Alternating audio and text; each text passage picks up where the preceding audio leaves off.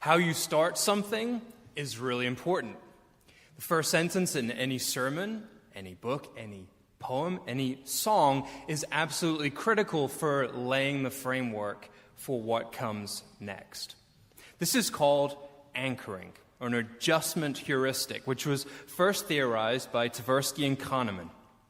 In one of their first studies many years ago, participants were asked to compute within 5 seconds the product of the numbers 1 through 8. So 1 times 2 times 3 times 4 times 5 times 6 times 7 times 8. Go. 5 seconds. What's your answer? Other participants were asked to start at 8. 8 times 7 times 6 times 5 times 4 times 3 times 2 times 1. Go. 5 seconds. What's your answer?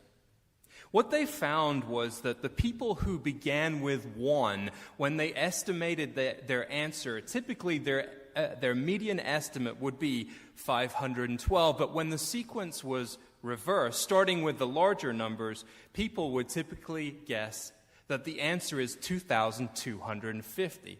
A pretty remarkable difference depending on whether you started with the number 1 or whether you started with the number 8. Now, some of you in this congregation have already come to the conclusion that the actual answer is 40,320. Nevertheless, we are given an anchor point for our reading that we just heard Faith offer to us this morning.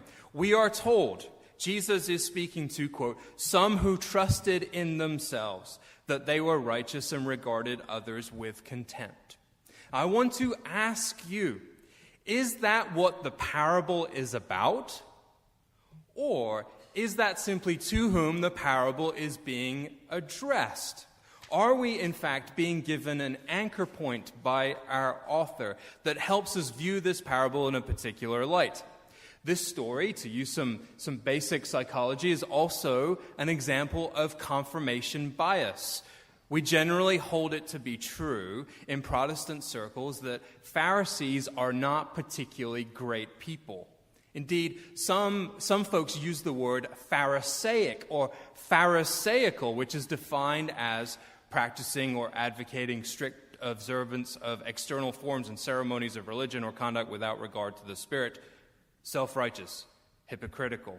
When I first started going to church, I tended to hang in non-denominational circles. When I was a teenager, these circles had a very strong evangelical lean to them.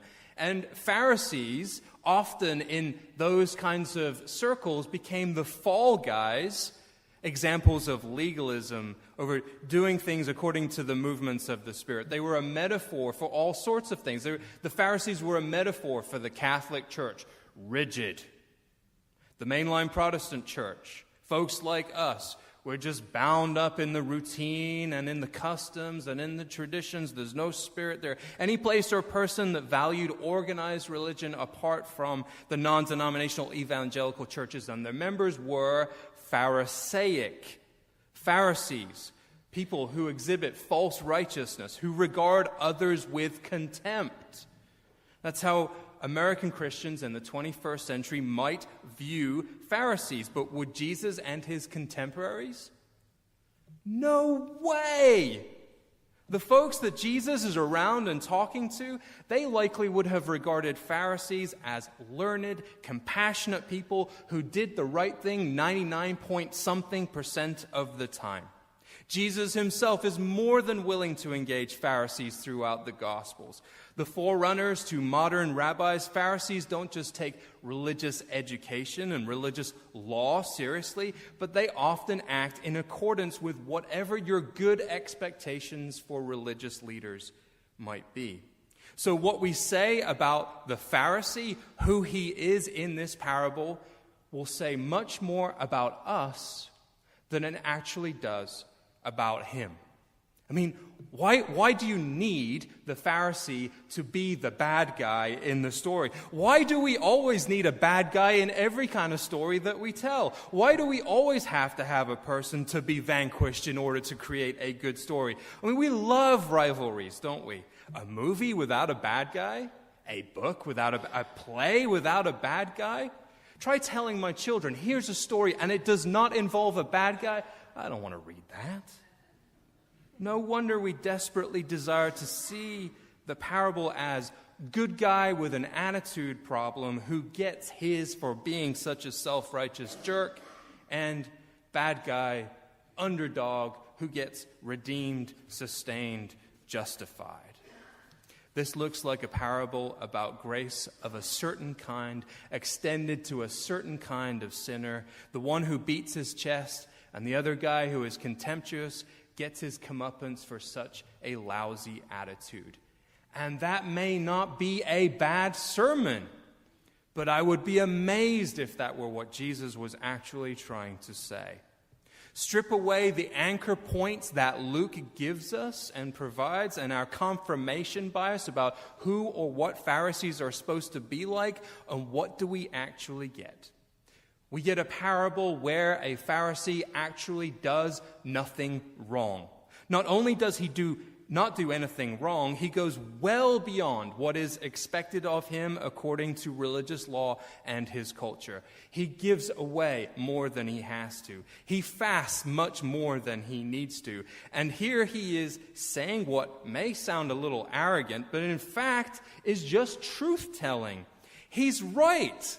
He isn't like other people, or at least people who engage in the kinds of activities that he lists here. He doesn't steal, we assume. He doesn't commit adultery, we assume. He isn't wanted for murder or mayhem. In fact, the Pharisee is the man. And first century Jews, I would assume, would recognize that he is the man. He is a great role model. What's so wrong with being a great role model?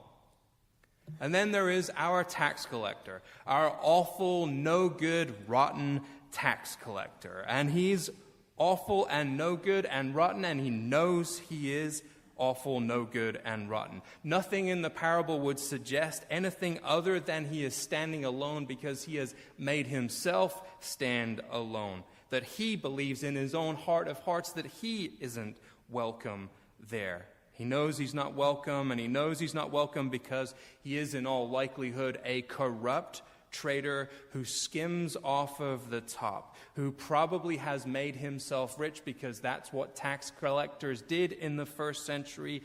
They were charged with taking a certain amount of money from people or groups of people, but they could charge whatever they wanted to.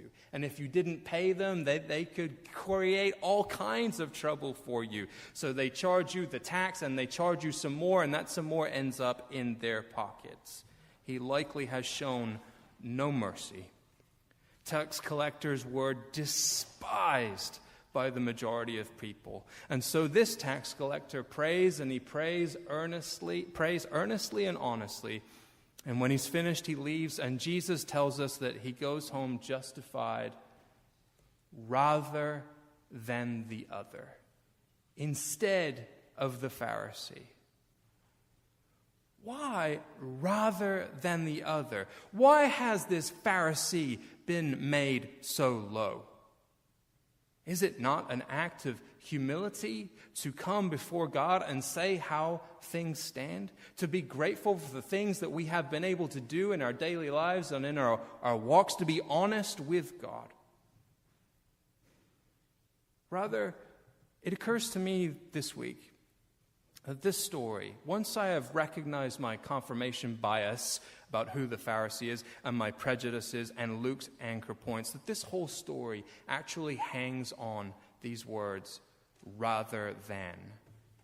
That now the tax collector has been justified rather than the Pharisee. The word here for rather than is a simple word in Greek, para. You know it as a prefix in our language. Paralegal, parallel, paralysis. In our language, that prefix, para, means by the side or to one side. It indicates a nearness. Para in Greek can be translated as rather than, but it can be translated completely differently, and it so often is. It means, in the same way it does in English, from close beside, by the side of, alongside of. It indicates a nearness to the object. So I asked a Greek scholar, a man named Mark Davis, this week. As I said, I was confused. Why is para translated rather than? And he said to me, well, I choose to translate it as rather than because of that opening sentence in the story, the one where Luke says that this story is being addressed to people who show contempt for others.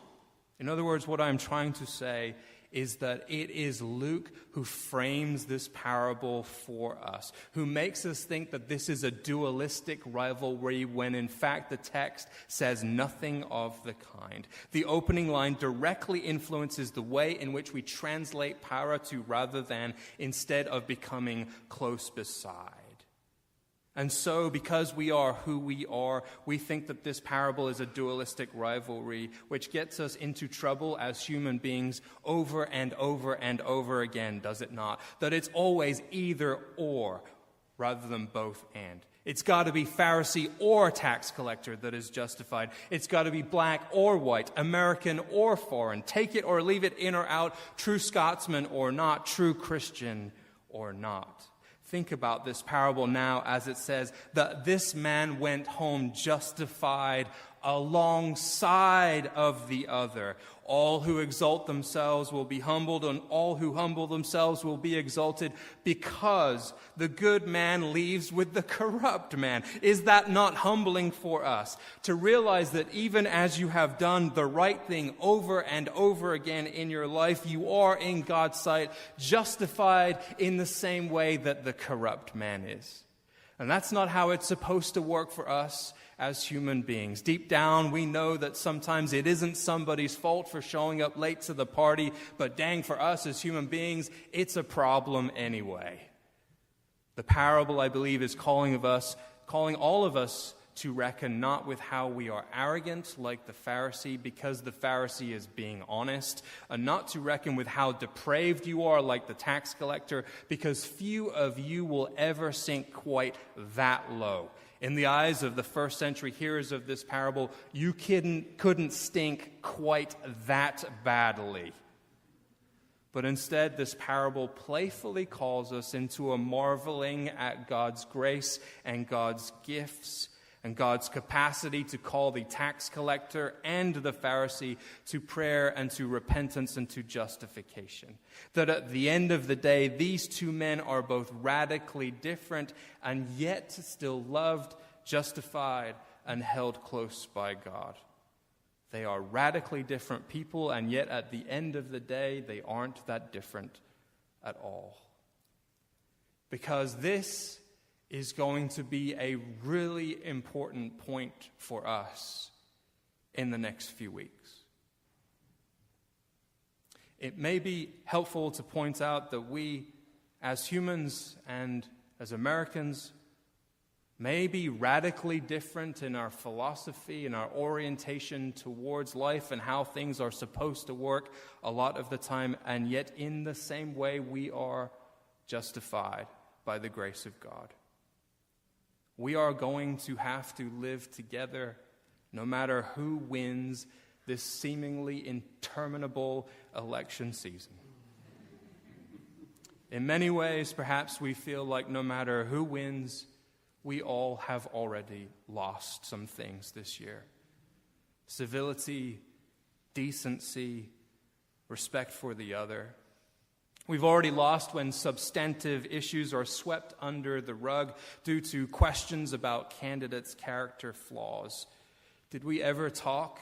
Did we ever actually engage with regard to the environment this election season?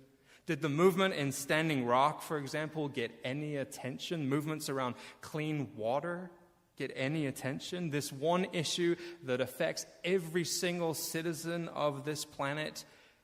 Crickets. We've already lost when we have to say the most basic of things over and over again. No, that isn't how a real man talks. Yes, a woman's body actually is hers to determine what she does with it. Yes, my daughter and yours really can do whatever they want to do and should be able to do it without being leered at, intimidated, or creeped out by men behaving not badly, but disgustingly, immorally, without any shred of decency whatsoever.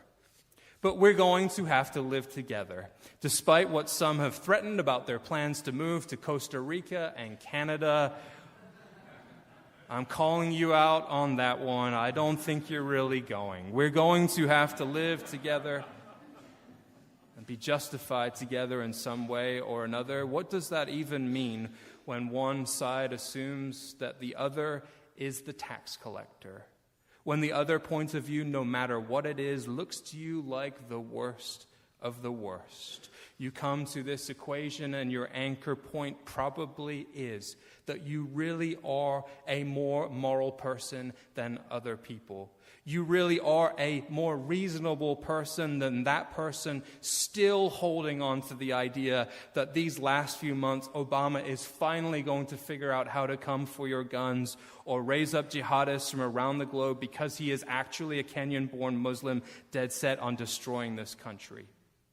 You could really be a person with some reasonable answers. You really could, in fact, be the person that others call, as a pejorative, an East Coast elite. When that term is thrown around, those people who are saying that may actually be describing you some of the time. Maybe you really have got it together. Maybe. And so it's tempting to now give an answer to say, this is what unity looks like. This is where we go from here. But any kind of national or statewide conversation is not germane to our spiritual practices in our community, for that lens is far too wide. Rather, I wonder if we might be intentional or continue to be intentional about simply trying to understand the other. Understand the way in which communities have been ripped apart by industries that have left, maybe to Mexico, maybe to China, maybe because of automation and innovation. And that in their wake, opiate addiction, heroin addiction, overdosing have all escalated to a staggering degree. I wonder if we can understand what it's like to hear that the economy is back, it has rebounded, when it hasn't come close to that in your county or your town. More than 50% of the new jobs that have been created since 2008 in the United States of America have occurred in 20 counties in this country. 20 counties. What happens when you don't live in one of those 20 counties and you can't afford to move to one of them? Maybe we can hear that large undercurrent, quite apart from what politicians may say, that is hurt and skeptical and bewildered and isolated or angry, who know that the factories aren't coming back and the coal mines aren't coming back and the towns across America that aren't what they used to be aren't ever going to be the same again. Maybe in this moment, because of all the venom and all the things that have been said and done, you can't even hear that right now. But we're going to have to live together again soon. Sometime soon, you're going to have to figure out how to go forward. Sometime soon, you're going to have to figure out how to be a better or more moral or more virtuous person. Maybe you can learn to forgive people you don't even know for scandalizing your sensibilities. Maybe it's all too raw for you right now. Maybe you will come at it like Jesus did. Two people. One did the right thing. One consistently did not. Somehow or another, both were beloved, both justified in the eyes of God, and you just leave it at that for now. Perhaps our public discourse might take a turn for the better if we actually believe that both men were and are justified. Because at the end of the day, we may complain about the venom and the bitterness and the anger. But if you don't reach for a higher plane, if you don't engage the public discourse differently, I'm not sure who will. Peace be with you all.